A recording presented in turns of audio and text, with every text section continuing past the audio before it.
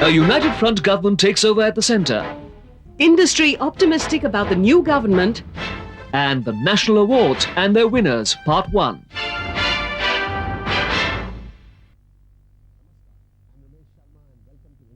The focus of events then shifted to the Rashtrapati Bhavan, where first a relaxed Atal Bihari Vajpayee came out after meeting the president. I am happy I have regained my freedom.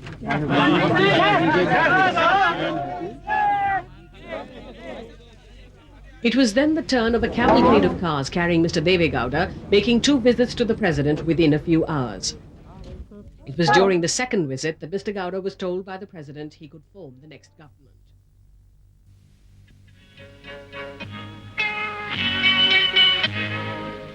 There are few faces that become a legend in their lifetimes. Wahida Rahman's is one such. A face that was incandescent, vulnerable, and utterly bewitching.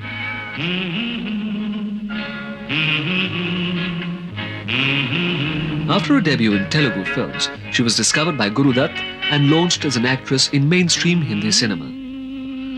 उन दिनों उनको कुछ नए चेहरों की तलाश थी, तो उनको पता चला और जब उन्होंने मेरा नाम सुना और उन्होंने शायद वो फिल्म भी देखी, ऐसे किसी एग्जिबिटर ने दिखाई होगी, तो उन्होंने कहा वहीदा रहमान से तो लगता है मुसलमान नाम है, मगर वो चूंकि आंध्रा या Tamil. Hi, I'm Mandeep. Welcome to Hit Parade.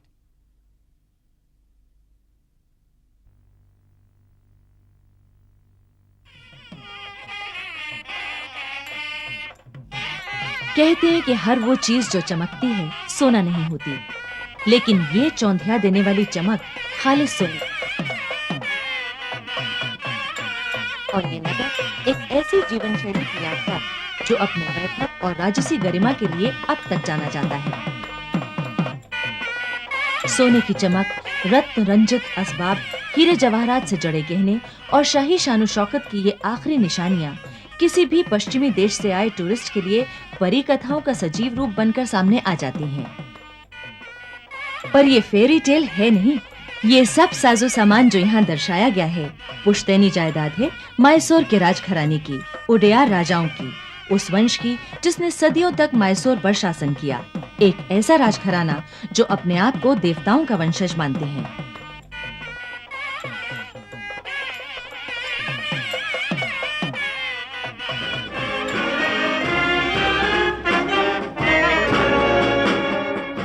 ये मैसूर का महल है, प्रतापी ओडेयार राजघराने का वैभवशाली निवास स्थान। इसका निर्माण 1907 में पुराने राजमहल में आग लग जाने के बाद किया गया। राजघराने की रईसी और धन धनाढ्य का प्रतीक ये राजमहल उस समय इस क्षेत्र को प्रभावित करती विभिन्न कला शैलियों का भी उदाहरण है। इसकी बनावट में यूरोपियन और विविध भारतीय कला शैलियों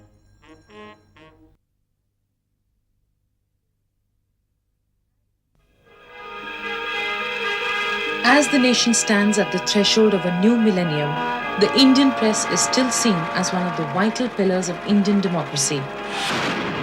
A bastion which has waged a relentless battle in the past against those who have attempted to muzzle it.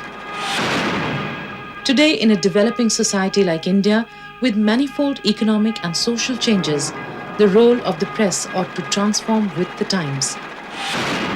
Not only should it stand as a faithful sentinel of democracy, but also act as an interface for the society to come to grips with its unfolding transition.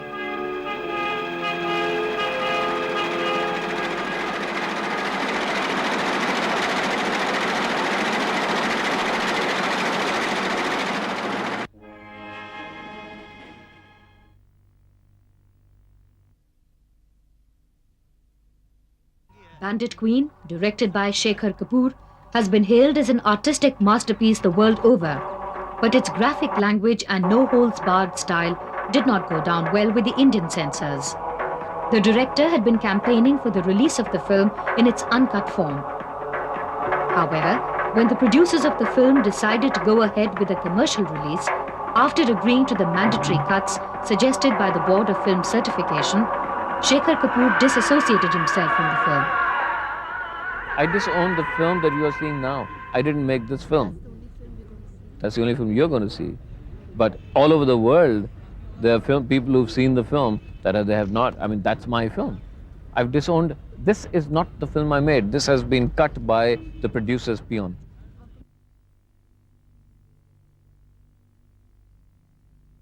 Hello, I'm Roshan Seth, and it's my pleasure to welcome you to Festival Fair.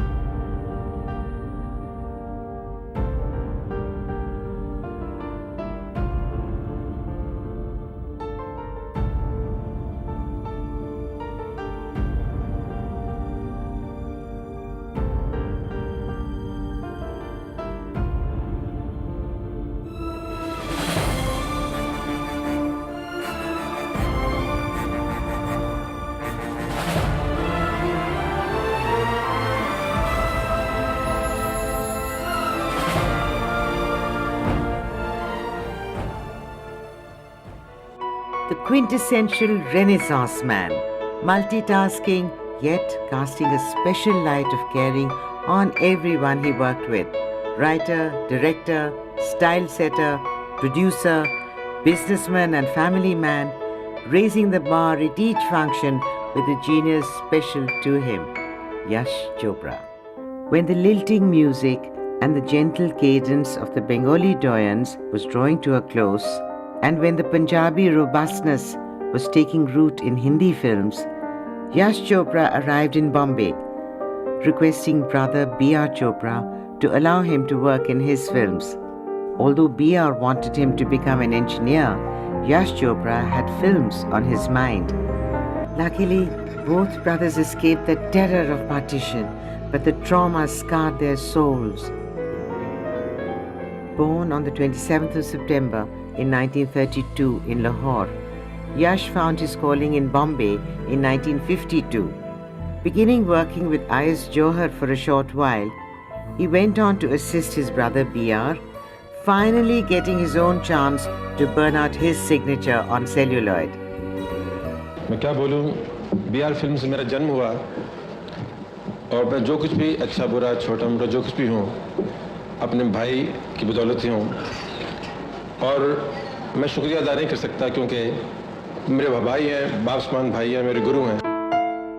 Yash Chopra, the phenomenon that has outlasted 5 decades of changing cinematic choices, a colossus straddling epoch-making film evolution that saw the creation of the angry young man, taught the nation to love, took our films out to never-before locations the world over. But what is it that makes him what he is?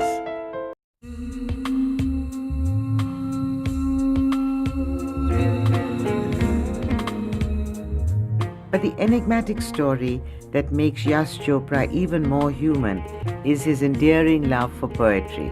एक दिन जब सवेरे सवेरे सुरमई से अंधेरे की चादर हटा के एक पर्वत के तकिए से सूरज ने सर जो उठाया तो देखा दिल की वादी में चाहत का मौसम है और यादों की डालियों पर अनगिनत बीते लम्हों की कलियां महकने लगी हैं. Although he understands the word so well and even identified India's arguably finest lyricist,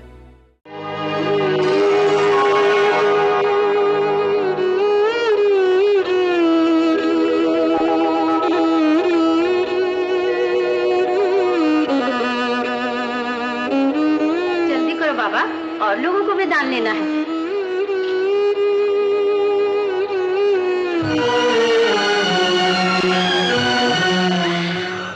Romit Bittu, देख मैं तेरे लिए क्या लाया हूँ।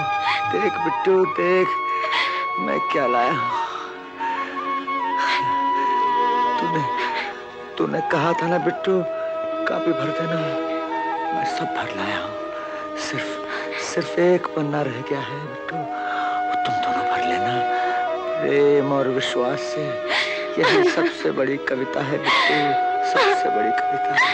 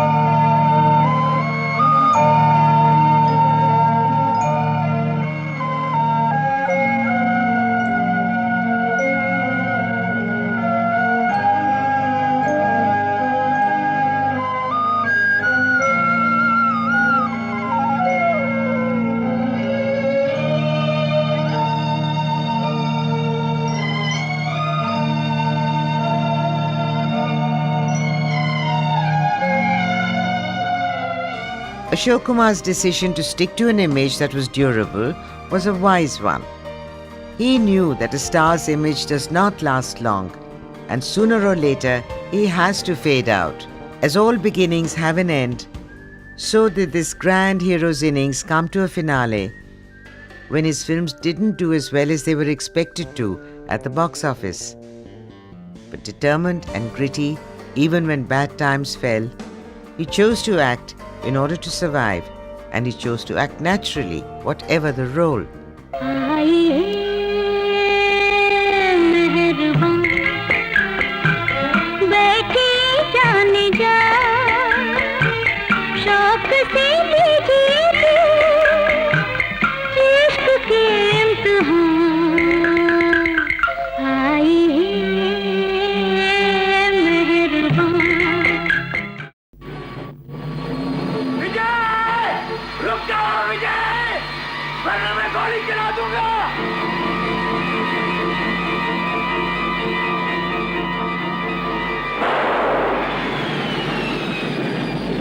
When he made Shakti in 1982, Ramesh Sippy managed to pull off a sensational casting coup by persuading Dilip Kumar and Amitabh Bachchan to play together. Dilip Kumar is the law-abiding father to Bachchan's rebellious son.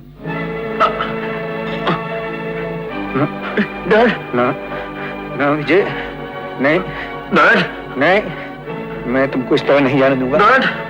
मैं इस तरह नहीं जाने दूंगा बेटे। विजय! विजय! Though less than a generation separates these two fine actors, the role models most associated with them belong to quite distinct periods in India's social and political history.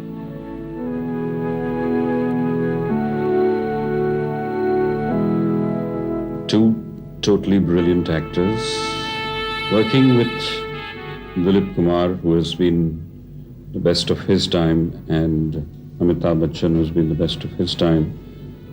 Two of the best ever, and together, what more can one want as a director? The year 1982 was important for something else.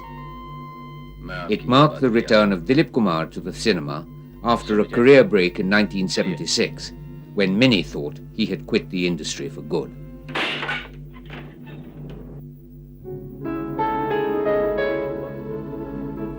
Born Yusuf Khan, he was the third son of Ghulam Sarwar Khan's 11 children.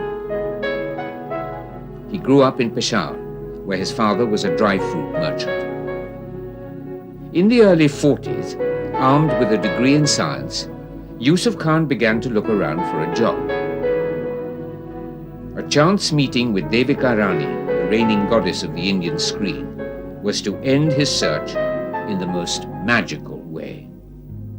I went to her just as a visitor along with a doctor who was treating her husband, and her husband had passed away.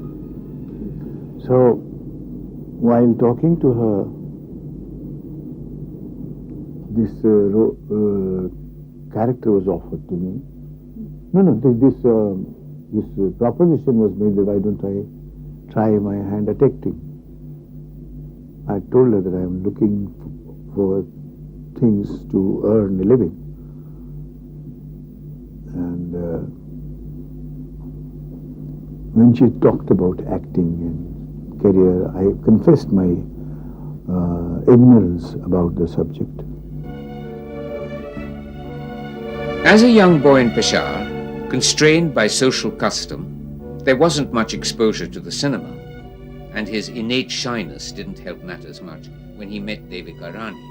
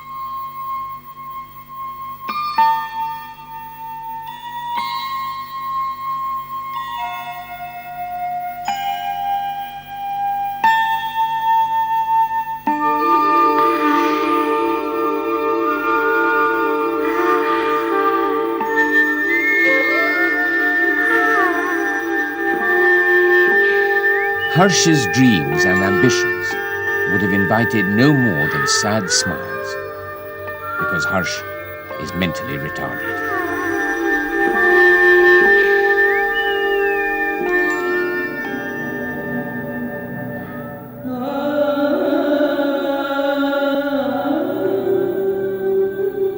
Mental retardation affects very nearly 3% of India's population.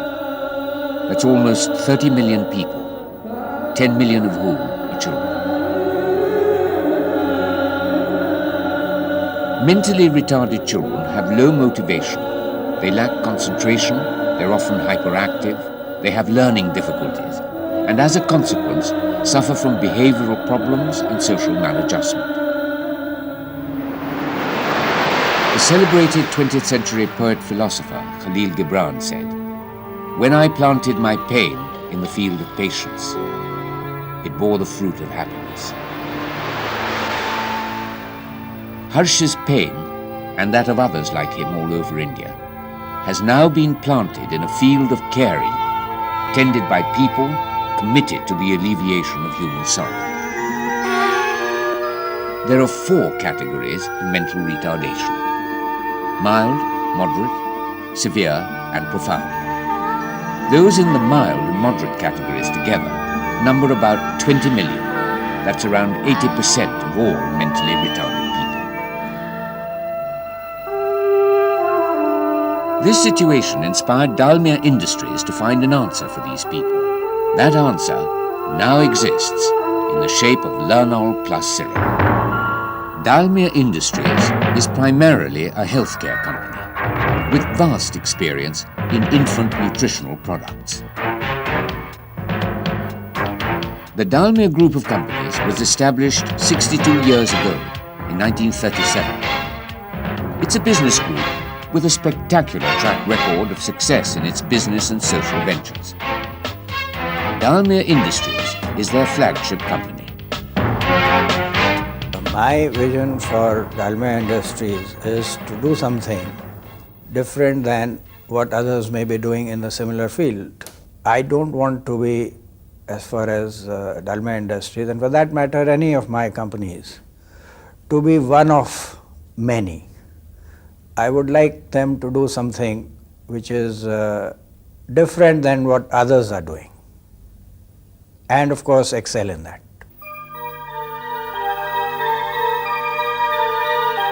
This vision and involvement with the disadvantaged led to the evolution of the company's policy to develop something special for the mentally retarded.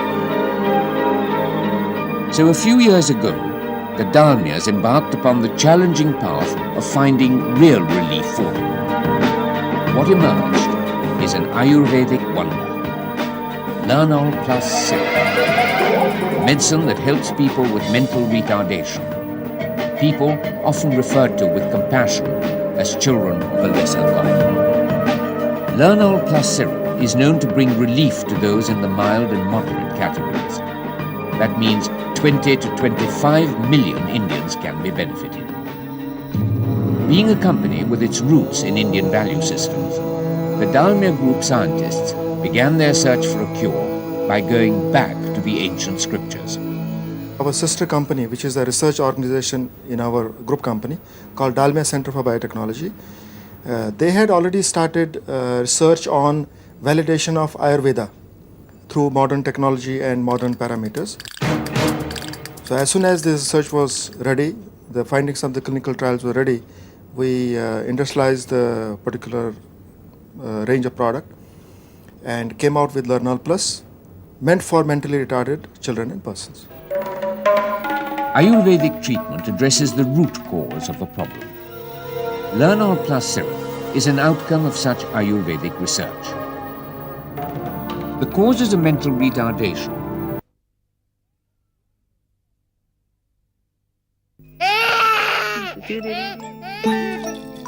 जब हमारा Tony पैदा हुआ, हमारी खुशी की कोई सीमा ही ना थी। वो इतना क्यूट, इतना कर्ली, इतना प्यारा सा था। कुछ ही दिनों बाद हमें बहुत फिक्र होने लग गई। हमारा टोनी हमें पहचानता नहीं था, हमें देख के मुस्कुराता नहीं था, हर वक्त बहुत ही सुस्त रहता था, हमारी किसी भी बात पर कोई रिस्पॉन्स नहीं देता था। जब डॉक्टर ने हमें ये बोला कि हमारा टोनी मेंटली रिटार्डेड है, मैंने तो उसका विश्वास ही नहीं किया। हर तरह की दवाइयाँ इस्तेमाल की, लेकिन किसी से कोई फ़ायदा नहीं हुआ। फिर मुझे इस बेहतरीन आयुर्वेदिक प्रोडक्ट लर्नॉल प्लस सिरप के बारे में पता चला। लर्नॉल प्लस सिरप एक प्योर आयुर्वेदिक प्रोडक्ट है, जिसे डालमिया इंडस्ट्री ने कड़े अनुसंधान के बाद विकसित किया है। इसमें ब्राह्मी, वचा और ज्योतिषमती के लाभकारी गुणों को सजाया गया है। अब तो टोनी की हाइपर एक्टिविटी कंट्रोल्ड है और वह अपने इमोशंस को अच्छी तरह एक्सप्रेस करता है। जैसे ही टोनी ने लर्नर प्लस लेना शुरू किया, इसके काम करने की क्षमता पहले से अधिक बढ़ गई है और ये बच्चों के साथ ज्यादा हिल मिल गया है। क्या आपका भी कोई टोनी जैसे प्यारा सा बच्चा है जिसे खास देखभाल की जरूरत है? आप भी एक जिम्मेदार माँ की तरह उसे लर्नॉल प्लस सिरप पिलाएं। तुरंत ऑर्डर करें। डालमिया इंडस्ट्रीज की मदद से अपने बच्चे को एक बेहतर भविष्य दें। इस यूनिक प्रोडक्ट के 9 बोतलों वाले इस विशेष कंज्यूमर पैक की कीमत है सिर्फ 1800 रुपए। लर्नॉल प्लस सिरप मंदबुद्धि यानी मेंटली रिटार्डेड बच्चों तथा बड़ों के मनोविकास के लिए पूर्ण सहायक।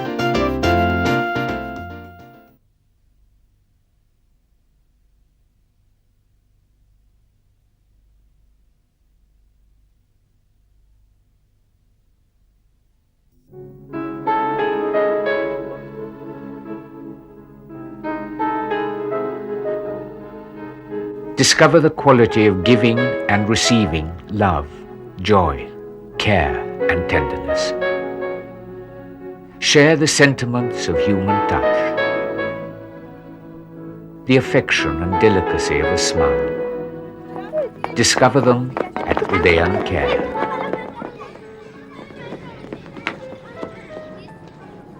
The Udayan Care Trust runs foster homes and is currently based in New Delhi.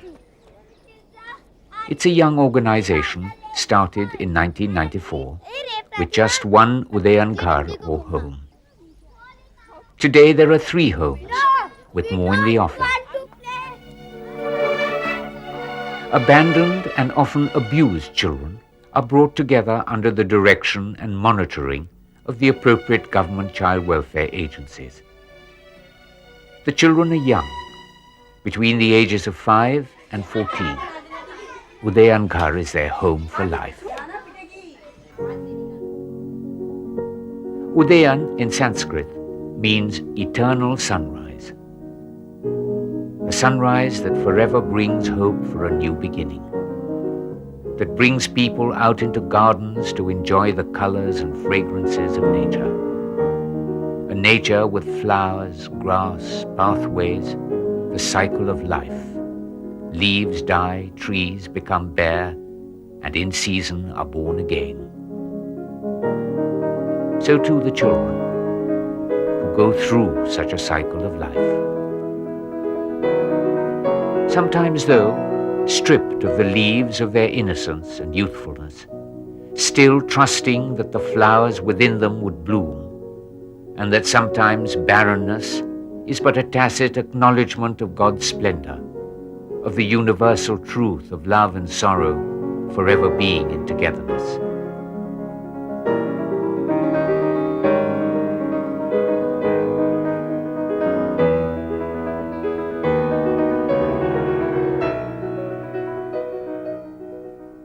At Udayan Ghars, we seek to create a garden of life, the better to appreciate every sunrise, to live for each other, to share passions.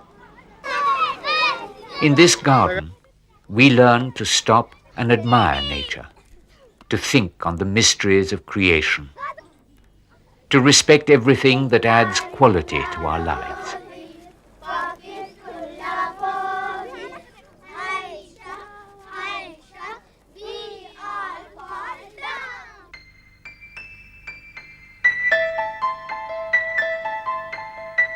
A quality enhanced by an appreciation of colors. Art enables our children to discover ways of communicating their inner thoughts.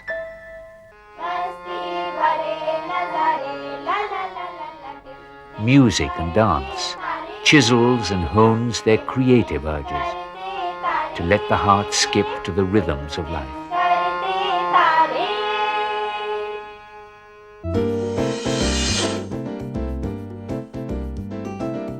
And how can computers be far away?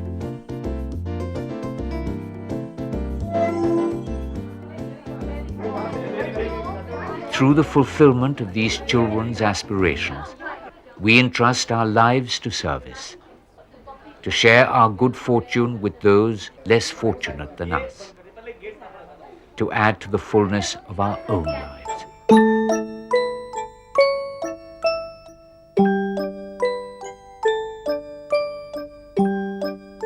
In our scriptures, it's written, there is a fig tree in ancient story rooted in heaven. Its branches earthward, each of its leaves is a song of the holy books. Roots it has also reaching downward into this world, the roots of our action. An action determined by Udayan Care's resolve to bring meaningful quality into every life that it touches. Yours, the child's, ours, everybody's. Would you like to be part of Udayan Care's Garden of Life? To breathe in the fragrances of nature? To find out how you can become part of Udayan Care's garden, how you can enjoy a sunrise every morning, call, fax, email, or write to Udayan Care, 461 Kailash Towers 2, Mount Kailash, New Delhi 110065. Telephone numbers 623-6215 and 623-6216.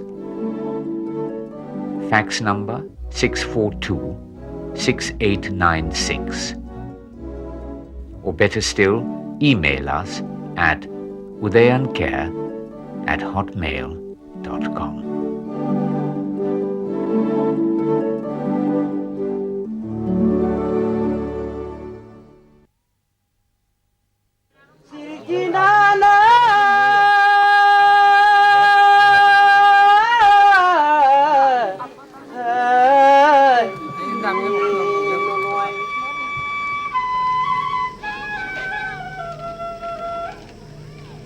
My home is in the northeastern corner of India. and I belong to a tribe called the Missing. My name is Sanjay Dole. Today, I'm getting married. A very important day in my life, and that of my extended family. Present at the wedding are my relatives and other elders from the tribe whom we revere and respect greatly. The word Missing means people who live by the river. I'm told we're descended from the Mongols, who lived in northwest China, along the rivers Yangtze and Huanghe.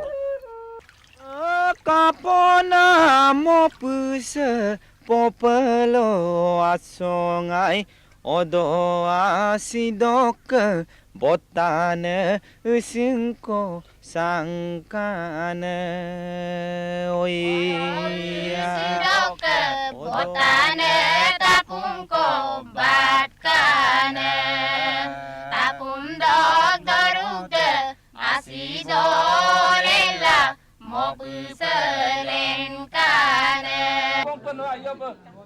Missings believed that various spirits were responsible for death, disease, and destruction.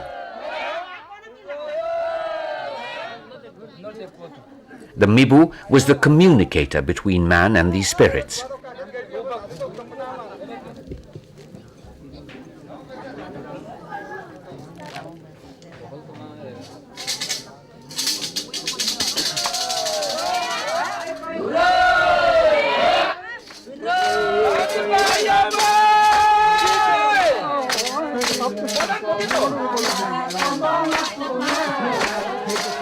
And it was he, with his supernatural powers, who could find solutions to man's problems.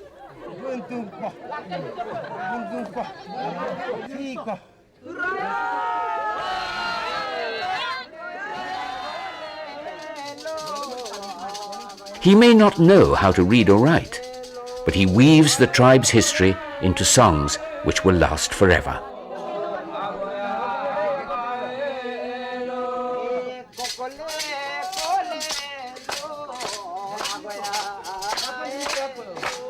According to a missing legend, the tribe once ate up their alphabets to preserve them during a war. And the ceremonial dance begins with traditional instruments, the dhol and tal, imitating the eternal cycle of life.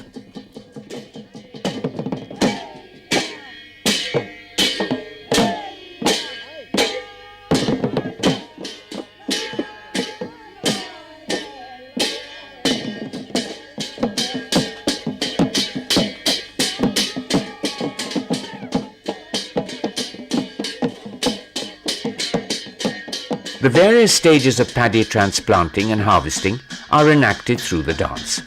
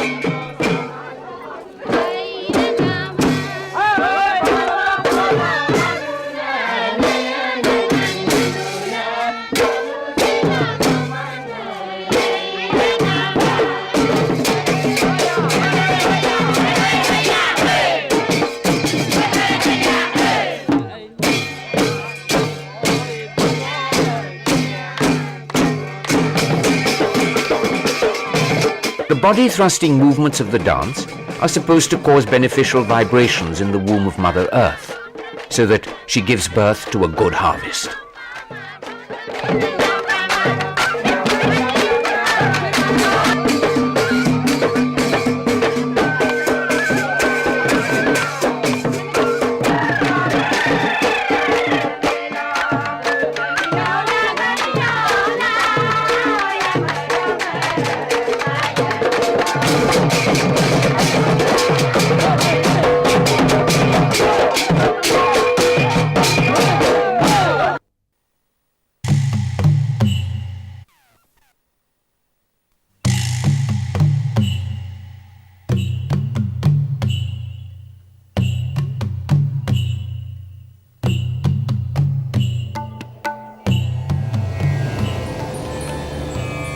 When the gods are pleased, they grant truth to the prophecies of the Yerkulas.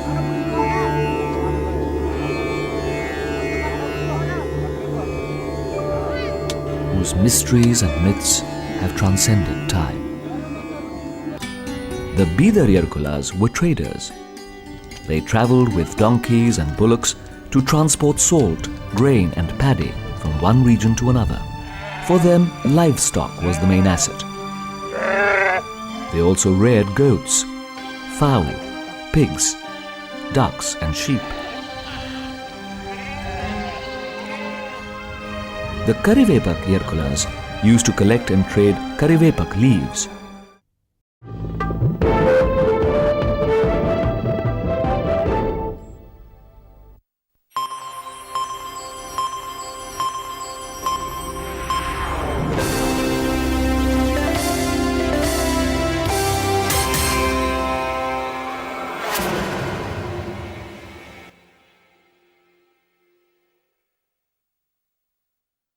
Mehndi लगा के रखना, डोली सजा के रखना, मेहंदी लगा के रखना, डोली सजा के रखना, लेने तुझे ओ गोरी आएंगे तेरे सजना।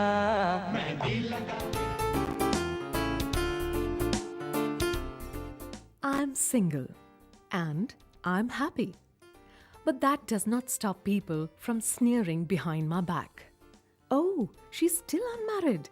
कोई मिला नहीं होगा बेचारी को. It's as if my being single bothers them in some way. The single state has been looked down upon as a whole in Indian society, not only for men, for women, but also for men. So people who do not marry have been considered to be unfortunate. Marriage was considered to be the gift of the virgin. So it was like the father was gifting a virgin, and that was doing punya to the family of the in-laws, to the husband. And they got religious merit, earned religious merit from the act of Kanyadan.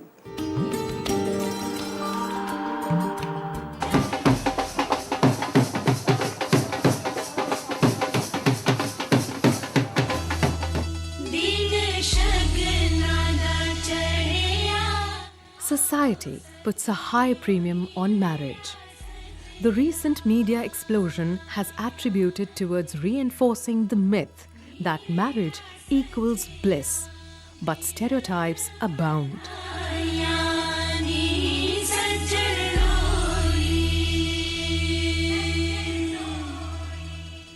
The traditional society will always tell a girl that she should get married. It will always show a lot of pity and sympathy that the poor girl is a single girl. You know, that poor word is attached to a girl who's still thinking whether she should share her life and her household with someone else or not. But now the scene is changing. I think more and more girls are beginning to realize either by imagination or by experience that it's not easy to remain married. Especially to a man, and they think that leading their own lives makes them very autonomous financially, emotionally, administratively, because they are self-reliant, they learn to take their own decisions.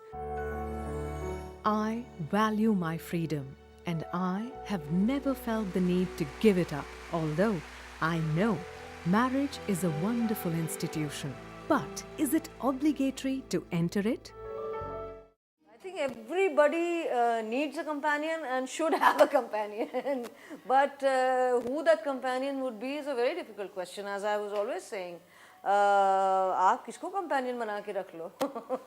You know, बहुत ही मुश्किल सवाल है. Which human being doesn't want to be in company of others? But it can't be for reasons otherwise. So I think I'm as optimistic as Nelson Mandela, who married at the age of, married or whatever at the age of, I don't know what, 60, 70? Why not? Any time is a good time, you know, even if you're dying. Vatican is the smallest sovereign nation state in the world. the Pope, representing Vatican and Catholicism, commands an audience with any powerful person on earth. The Vatican museums have a mind-boggling collection of artworks. There are 140 statues of saints. This is a country that strives to make the world a better place for everyone.